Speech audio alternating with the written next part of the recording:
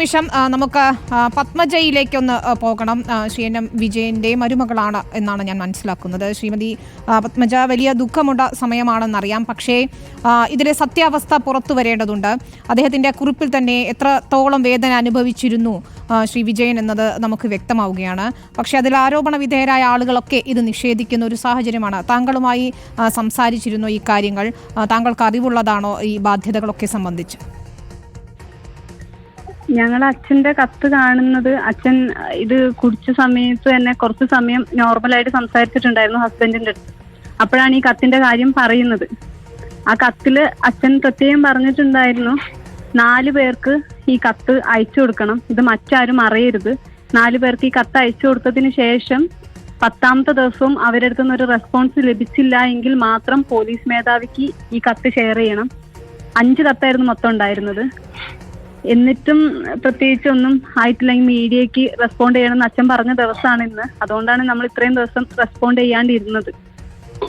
പക്ഷേ പാർട്ടി തലത്തിൽ നമുക്കൊരു പിന്തുണ ലഭിച്ചിട്ടുണ്ടായിരുന്നില്ല.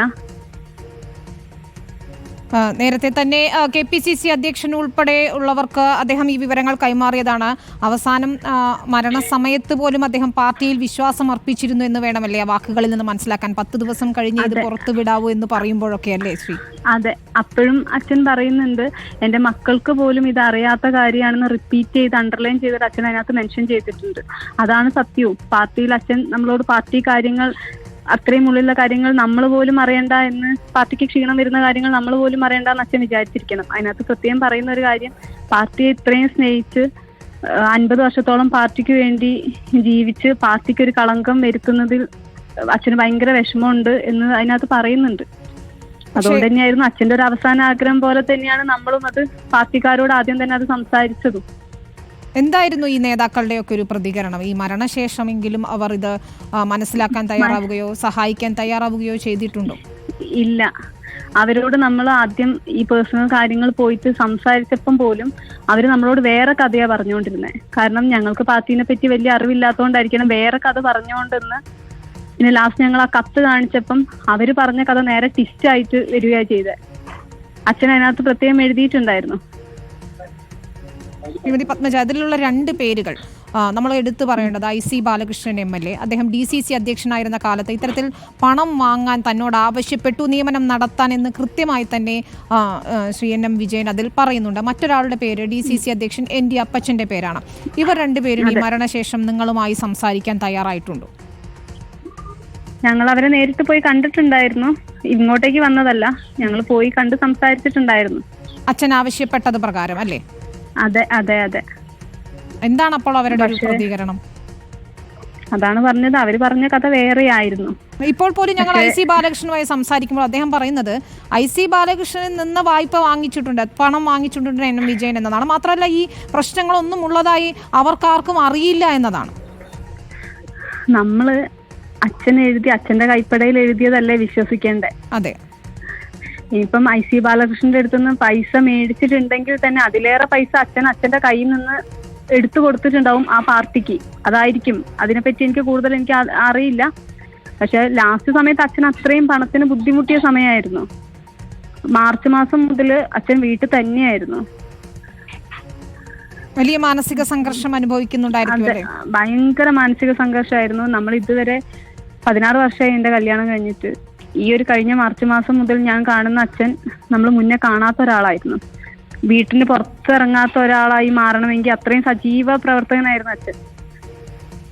മാർച്ച് മാസം മുതൽ അച്ഛൻ വീട്ടിൽ തന്നെ എന്റെ കുട്ടികളെ കൂടെ ഒതുങ്ങിക്കൂടി അങ്ങനെ കഴിയുന്ന ഒരാളായിപ്പോയി.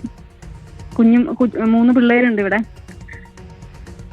അപ്പൊ അത്രയും മാനസിക സംഘർഷം അനുഭവിച്ചിട്ട് പോലും ഞങ്ങളടുത്ത് പറഞ്ഞില്ല എന്നുള്ളതാണ് സത്യം. കാരണം ഞങ്ങൾക്ക് മുന്നിൽ പോലും പാർട്ടീനെ ഒരു കളങ്കം വരുത്താൻ അച്ഛൻ ആഗ്രഹിച്ചിട്ടുണ്ടായിരുന്നില്ല. അത് പക്ഷെ ഏറ്റവും വിഷമം ഉണ്ടായ കാര്യം, അച്ഛന്റെ കത്തിൽ പറയുന്നുണ്ട്, എന്റെ മൃതദേഹം ദഹിപ്പിക്കരുത്, പൊതുശ്മശാനത്തിൽ വെക്കണം, കുഴിയെടുക്കണം എന്ന് അച്ഛൻ പ്രത്യേകം പറഞ്ഞിട്ടുണ്ടായിരുന്നു.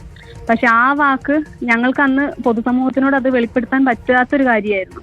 അതുകൊണ്ടാണ് അന്ന് ഞാനും ഹസ്ബൻഡ് മാത്രം അറിയുന്ന ഒരു കാര്യമായിരുന്നു ഞങ്ങൾ പൊതുസമൂഹത്തിന്റെ അടുത്തത് വെളിപ്പെടുത്താണ്ടിരുന്നത്. പക്ഷെ ഞങ്ങൾ പറയുന്നുണ്ടായിരുന്നു അച്ഛനെ ദഹിപ്പിക്കേണ്ടാന്ന്. പക്ഷെ അന്ന് പോലും നമുക്ക് ഏറെ വിഷമം ഉണ്ടാക്കിയ കാര്യം എന്താന്ന് വെച്ച് കഴിഞ്ഞാൽ, ഞങ്ങളെ ബന്ധുക്കളുടെ ഇടയിൽ പോലും ബത്തേരിയിലെ പ്രമുഖ 2 കോൺഗ്രസ് നേതാക്കന്മാർ അവര് പറഞ്ഞത് കുടുംബയോഗം വിളിച്ച് കുടുംബത്തിനെതിരെ തിരിച്ചുവിടണം എന്നുള്ള രീതിക്ക് അവർ സംസാരിക്കണമെങ്കിൽ അപ്പോഴും അവർക്ക് അച്ഛനോടുള്ള ഒരു ദേഷ്യം മാറിയിട്ടില്ല എന്നല്ലേ വിചാരിക്കണ്ടേ. ആ ഒരു സംസ്കാര ചടങ്ങ് പോലും ഇവിടെ ഭയങ്കര പ്രോബ്ലം ആവുന്ന രീതിക്കായിരുന്നു. അന്ന് ഭയങ്കര ബഹളാക്കി വീട്ടിന്റെ ഒരു ഇത് തന്നെ മാറ്റി മറിച്ചു കളഞ്ഞു. പക്ഷെ പിറ്റേ ദിവസം ഞങ്ങളുടെ ബന്ധുക്കൾക്ക് അത് മനസ്സിലായി. ബന്ധുക്കൾ തന്നെയാണ് നമ്മളോട് അത് ഷെയർ ചെയ്തതും. പിന്നെ 2 പേര് പറഞ്ഞിട്ട് ചെയ്തു പോയതാണ്, അച്ഛന് ഇത്രയും ബാധ്യതകളുള്ളത് ഞങ്ങൾക്ക് അറിയുണ്ടായിരുന്നില്ല എന്ന്. അത്രയും അവര് എന്താ പറയാ, മനസ്സിലാവും. താങ്കൾ ഉൾപ്പെടെയുള്ള ആളുകൾ ഒരു വിഷമഘട്ടത്തിലൂടെയാണ് കടന്നു പോകുന്നത്. പക്ഷേ നമുക്ക് ഇതിന്റെ ഒരു സത്യാവസ്ഥ പുറത്തു വരണം. അദ്ദേഹം അനുഭവിച്ച പുറത്തു വരണം. തീർച്ചയായും ഞങ്ങൾ ഉൾപ്പെടെയുള്ള മാധ്യമങ്ങൾ അതിൽ സത്യാവസ്ഥ പുറത്തു വരുന്നത് വരെ കൂടെ ഉണ്ടാവുകയും ചെയ്യും. ശ്രീമതി പത്മജ, 1-2 കാര്യങ്ങൾ കൂടി. ഇതിൽ പുറത്തിറങ്ങാൻ പറ്റാത്ത വിധം ആളുകൾ അദ്ദേഹത്തെ ബുദ്ധിമുട്ടിക്കുന്ന രീതിയിലേക്ക്, സ്വാഭാവികമായും പണം നൽകിയ ആളുകൾ അദ്ദേഹത്തെ ബുദ്ധിമുട്ടിക്കുന്ന രീതിയിലേക്ക് കാര്യങ്ങൾ മാറിയിരുന്നു എന്ന് വേണമല്ലേ മനസ്സിലാകാൻ? ഈ താങ്കൾ പറഞ്ഞതുപോലെ അതെ, വന്നിട്ട് വീടുകളിൽ ഞാനും ഹസ്ബൻഡും ജോലിക്ക് പോകുന്ന ആൾക്കാരാണ്. ഞങ്ങളൊരു 9:30 ആവുന്ന സമയത്ത് പോകും. പക്ഷെ വീട്ടിൽ ആ സമയത്ത് പകൽ സമയത്ത് ആളുകൾ വരികയും അച്ഛനോട് മോശമായിട്ട് സംസാരിക്കുകയൊക്കെ ചെയ്തു എന്നാണ് പിന്നെ ഞങ്ങൾക്ക് വിവരം കിട്ടിയത്. കാരണം അച്ഛനൊരു പ്രത്യേക ഒരു അവസ്ഥയിലായിരുന്നു. ഭയങ്കര ഒരു മാനസികമായിട്ട് അച്ഛൻ എന്താ പറയാ, ഭയങ്കര വിഷമത്തിൽ. നമ്മൾ ഇതുവരെ കാണാത്തൊരു അച്ഛനായിരുന്നു കുറച്ചു കാലമായിട്ട് കണ്ടുകൊണ്ടിരുന്നത്. ഈ ബാങ്കിലേക്ക് നിയമനം നടത്തുന്നതിന് വേണ്ടി പൈസ വാങ്ങിക്കാൻ ഇവർ പറയുകയും ആ പൈസ വാങ്ങിയെടുക്കുകയും ചെയ്തു. പക്ഷേ ഇടക്കാലത്ത് KPCC അധ്യക്ഷൻ ഉൾപ്പെടെ കത്ത് നൽകിയപ്പോൾ ഒരു പ്രതീക്ഷ അദ്ദേഹത്തിനുണ്ടായിരുന്നോ? ശ്രീ NM വിജയൻ ഉണ്ടായിരുന്നു? അതെ, അന്നപ്പോഴെങ്കിലും റെഡിയാവും. അത് അച്ഛൻ തന്നെ അച്ഛന്റെ കത്തിൽ പറയുന്നുണ്ട്, അവര് ശരിയാക്കി തരാം എന്ന് പറയുന്നതല്ലാതെ വേറെ ഒന്നും ചെയ്യുന്നില്ല എന്ന് അച്ഛൻ പറയുന്നുണ്ടായിരുന്നു. ഈ സുധാകരൻ സാറിന് അയച്ച കത്തിൽ അച്ഛൻ പറയുന്നുണ്ട്, ശരിയാക്കി തരാമെന്ന് റിപ്പീറ്റ് ആയിട്ട് വാഗ്ദാനം തരിക മാത്രമല്ലാണ്ട് ഒന്നും ശരിയാവുന്നില്ല. ഇപ്പം എനിക്ക് പെരുവഴിയിൽ ഇറങ്ങേണ്ട ഒരു അവസ്ഥയാണ് എന്നൊക്കെ അച്ഛൻ ഭയങ്കര വിഷമായിട്ട് പറയുന്നുണ്ട് അതിനകത്ത്. ഒരു വ്യക്തതയ്ക്ക് വേണ്ടിയാണ്, ഈ മകന്റെ ജോലിയെ പോലും മാറ്റി നിർത്തിക്കൊണ്ട് വേറൊരാൾക്ക് നിയമനം നടത്തേണ്ടി വന്നു അങ്ങനെ പറയുന്നുണ്ട്. അതിലെ വസ്തുത എന്താണ് ശ്രീമതി പത്മജ? അത് 7 വർഷമായിട്ട് അനിയൻ ഈവനിംഗ് ബ്രാഞ്ചിൽ അർബൻ ബാങ്കിലായിരുന്നു ജോലി ചെയ്തുകൊണ്ടിരുന്നത്. 200 രൂപ വേതനത്തിലങ്ങനെയായിരുന്നു അവൻ ചെയ്തുകൊണ്ടിരുന്നത്. പക്ഷെ അതുപോലും അച്ഛനെ മാറ്റി ആ PTS നിയമനത്തിന് പോലും ആദ്യമായിട്ട് 2 ലക്ഷം രൂപ മേടിച്ചു എന്നത് അച്ഛന് ഭയങ്കര വിഷമമുള്ള കാര്യമാണെന്ന് അച്ഛന്റെ കത്തിൽ പറയുന്നുണ്ട്. ആദ്യമായിട്ട് ഒരു PTS നിയമനത്തിന് 2 ലക്ഷം രൂപ മേടിച്ചു എന്നൊക്കെ പറയുമ്പോൾ അതും DCC ട്രഷറർ ആയിരിക്കുന്ന ഒരാളുടെ മകനെ നിലവിൽ തള്ളി പറഞ്ഞുകൊണ്ട് ചെയ്യുന്ന പറഞ്ഞപ്പം അത് അച്ഛന് ഭയങ്കര താങ്ങാൻ പറ്റാവുന്നതിനും അപ്പുറമാണെന്നും ആ കത്തിൽ അച്ഛൻ മെൻഷൻ ചെയ്തിട്ടുണ്ട്. ഈ ബാധ്യതകൾ തീർക്കാൻ വേണ്ടിയാണോ കൂടുതൽ വായ്പ എടുക്കാൻ അദ്ദേഹം നിർബന്ധിതനായത്? അതെ അതെ അതെ അതെ ലാസ്റ്റ് നമ്മുടെ സ്ഥലം പോലും അവര് വേറൊരു പാർട്ടി, അതൊക്കെ ആ കത്തിൽ നിങ്ങൾക്ക് വായിച്ചാൽ അറിയാം. അവരെ കയ്യിൽ വേറെ സ്വത്തോ ഭൂമിയോ ഇല്ലാത്തത് കൊണ്ട് തൽക്കാലം നീ കൊടുക്ക് വിജയ എന്ന് പറഞ്ഞിട്ടാണ് അച്ഛന്റെ അടുത്തുനിന്ന് അത് മേടിച്ചെന്നാണ് അച്ഛൻ ആ കത്തിൽ പറയുന്നത്. പക്ഷെ അപ്പോഴും അവര് ബുദ്ധി ഉപയോഗിച്ച് കളിച്ചു. അച്ഛനൊരു നിഷ്കളങ്കനായതുകൊണ്ട് അച്ഛൻ പെട്ടുപോയി എന്നാണ് നമ്മളിപ്പോ മനസ്സിലാക്കുന്നത്. അദ്ദേഹത്തെ ഒരു കരുവാക്കി അദ്ദേഹത്തിന്റെ ഉള്ള സ്ഥലം പോലും നഷ്ടപ്പെടുന്ന രീതിയിലേക്ക് അത് എത്തിച്ചു അല്ലേ? അതെ അതെ. മാത്രമല്ല ഒരു കാര്യം കൂടി ശ്രീമതി പത്മജ, ചില നേതാക്കൾ ഈ പണം പങ്കിട്ടെടുത്തു എന്ന് അദ്ദേഹം പറയുന്നുണ്ടല്ലോ, ഈ നിയമനത്തിനായി കിട്ടിയ പണം. അത് ആരൊക്കെയാണെന്ന് കുടുംബത്തിന് അറിയാമോ? നിങ്ങൾക്കറിയാമോ? നമുക്ക് പാർട്ടി, എനിക്കും ഹസ്ബൻഡിനും ആകെ കൂടെ പാർട്ടിയായിട്ടുള്ള ബന്ധം. നമ്മൾ വോട്ട് ചെയ്യാൻ പോകുന്നു, അച്ഛനെ കാണാൻ വരുന്ന ആൾക്കാരെ കാണും. അല്ലാതെ ഞങ്ങൾക്ക് ഈ പാർട്ടിനെ കുറിച്ചൊന്നും കൂടുതൽ സംസാരിക്കാൻ ഞങ്ങൾക്ക് അറിയില്ല.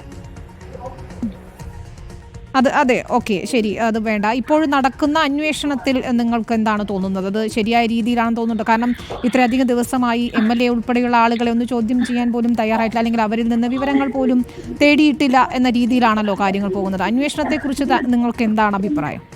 അന്വേഷണം, അവര് നമ്മളോട് ഇതുവരെ എല്ലാ കാര്യങ്ങളും വരികയും സംസാരിക്കുകയും ഇവിടുന്ന് അച്ഛന്റെ കുറച്ച് എല്ലാം കൊണ്ടുപോവുകയൊക്കെ ചെയ്തിട്ടുണ്ടായിരുന്നു. അതിൽ പ്രത്യേകിച്ച് നമുക്കൊരു ഇതൊന്നും നെഗറ്റീവായിട്ടൊന്നും ഇതുവരെ ഫീൽ ചെയ്തിട്ടില്ല. എല്ലാം പോസിറ്റീവായിട്ട് തന്നെയാ തോന്നിയിട്ടുള്ളൂ. ഇതിൽ പത്മജ ഏറെ വിഷമം തോന്നുന്നത് എൻ്റെ മക്കളെയെങ്കിലും രക്ഷിക്കണം സർ എന്ന് പറഞ്ഞുകൊണ്ടുള്ള കുറിപ്പിലെ വരികളാണ് പത്മജ വായിക്കുമ്പോൾ നമുക്ക് വലിയ വിഷമം തോന്നുന്നതും അത് തന്നെയാണ്. അതെ അതെ, വളരെ നന്ദി. വലിയ ഒരു വിഷമഘട്ടത്തിലൂടെയാണ് താങ്കൾ ഉൾപ്പെടെ പോകുന്നതെന്നറിയാം. പക്ഷേ ഈ കാര്യങ്ങൾ പുറത്തു വരേണ്ടത് തന്നെയാണ്. സ്വാഭാവികമായും അന്വേഷണം നടക്കുകയാണ്. ഞങ്ങൾ ഉൾപ്പെടെ മാധ്യമങ്ങൾ ഇക്കാര്യങ്ങളിൽ തീർച്ചയായും താങ്കളോടും കുടുംബത്തോടും ഒപ്പമുണ്ട്. ശ്രീമതി പത്മജയാണ് NM വിജയന്റെ മകന്റെ ഭാര്യയാണ് സംസാരിച്ചത്. അവസാന കാലത്ത് ശ്രീ NM വിജയൻ വലിയ രീതിയിലുള്ള മാനസിക സംഘർഷം അനുഭവിച്ചിരുന്നു. വീടിന് പുറത്തു പോലും ഇറങ്ങാൻ പറ്റാത്ത രീതിയിൽ അദ്ദേഹം ബുദ്ധിമുട്ട് അനുഭവിക്കുകയായിരുന്നു എന്ന് തുറന്നു പറയുകയാണ് NM വിജയന്റെ കുടുംബം. വളരെ പ്രാധാന്യമുള്ള ഒരു പ്രതികരണം തന്നെയാണ്. പാർട്ടി നേതൃത്വത്തെ ഇക്കാര്യം അറിയിച്ചിരുന്നു. പാർട്ടി നേതൃത്വത്തിൽ അപ്പോഴും പ്രതീക്ഷയുണ്ടായിരുന്നു. തന്റെ മരണശേഷം പാർട്ടിയിലെ നേതാക്കളുമായി കാര്യങ്ങൾ സംസാരിക്കണം, എന്നിട്ടും ഫലമുണ്ടായില്ലെങ്കിൽ മാത്രം പോലീസിൽ വിവരം അറിയിക്കുക, അതിനുശേഷം മാധ്യമങ്ങൾക്ക് തന്റെ ആത്മഹത്യക്കുറിപ്പ് നൽകുക എന്നാണ് ആ മനുഷ്യൻ പറഞ്ഞത്. സിനോ